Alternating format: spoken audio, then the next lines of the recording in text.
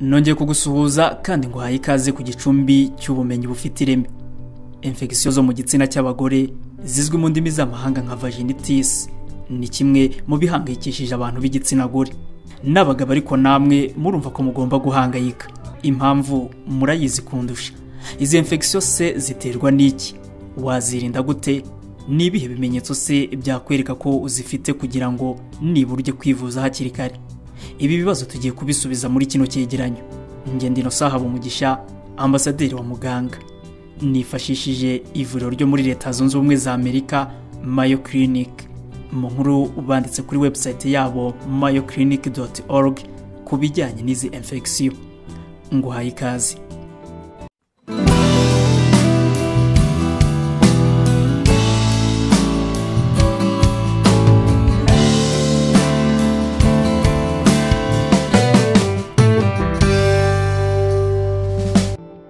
Infection zo mu gitsina cy'abagore ni bumwe mu burwayi bwibasira icyo gitsina zikagira ibimenyetso n'ibibazo zitera bitewe n'ubwoko bwazo. Ubundi izi infection ziba mu bwoko butatu ubuzwe nka bacteriovaginosis, yeast infection ndetse na trichomoniasis, bamwe bita trichomonase, izina ubundi ry'agakoko kayitera.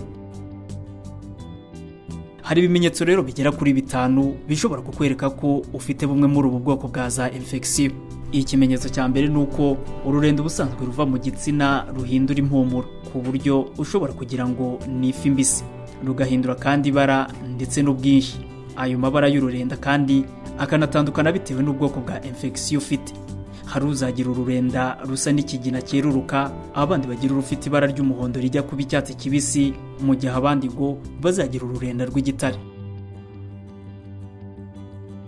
Ikimenyetso cya kabiri gishobora kukwereka ko ufite bumwe mu bwoko bwa za infection zo mu gitsina no kumva uburyaryate bwo ku gitsina ku buryo buri kanya uba wishimagura. Ikimenyetso cya gatatu ni ukubabara cyane mu gitsina mu gihe uri gukora imibonano mpuzabitsina. Ikimenyetso cya kane ni ukubabara cyane mu gihe ugiye kwihagarika. Ikimenyetso cya gatanu ni ukuva amaraso mu gitsina kandi utari mu gihe cy'imihango. Ayo maraso kandi akaba ari make ku buryo ashobora kuza ari utujojoba ubona gusa ugiye nko mu bwiherero. Mu gihe rero ubonye bimwe muri ibi bimenyetso, ni byiza ko wajya kwa muganga bakareba niba ufite koko bumwe mu bwoko bwa za infection twavuze haruguru.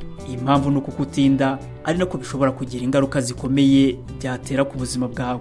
By'umwihariko ku bagore batwite bashobora kubyara abana batagejeje igihe cyo kuvuka cyangwa se bakavuka batujuje ibiro ubusanzwe byagenwe ko bigomba kuba ari 2.5 g. Hari ibintu rero bimwe na bimwe bishobora kuba intandaro y'izi infection. Bimwe ni imihindagurikire ya za hormone zo mu mubiri, cyane cyane zirebana no gutwita ndetse n'iz'abantu bageze mu gihe cya menopause, no kuvuga ko bacuze.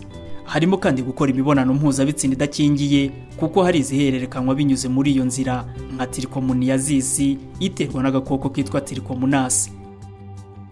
Ibindi bishobora kuba intandaro y'izi infection no gukoresha imiti batera mu gitsina nka za parufe zinyuranye, kwambara imyenda igufashe cyane ituma umwuka udasohoka neza ngo undi winjire, diabete igeze ku rwego rwo hejuru, imwe mu miti irimo ama antibiotique anyuranye ndetse n'imwe mu yikoreshwa mu kuboneza urubyaro. Izi infection ariko nanone ushobora kugabanya ibyago byo kuzigira. Bimwe mu byo wakora harimo kwirinda kogera muri za baignoire ndetse na za piscine.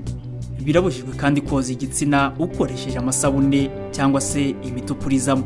Harimo kandi kwambara imyenda y'imbere ikoze mu mapamba cyangwa se koto, kandi ukareka kurarana imyenda y'imbere kuko bituma hari umwuka uguma imbere mu gitsina, bikaba intandaro ya zimwe muri za infection.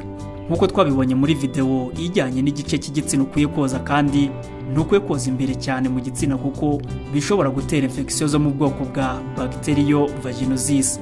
Mu gihe urimo wihanagura mu kibuno kandi uvuye mu bwiherero, ugomba kubikora uturuka imbere ujya inyuma. Impamvu nuko iyo bikora ujya imbere hari za bakteri zishobora kuva mu kibuno zikinjira mu gitsina bikagutera za infection. Reka ngushimire rero we warebaga iyi video, nkwibutse ko umubiri wawe ari impano wahawe ugomba kubungabunga.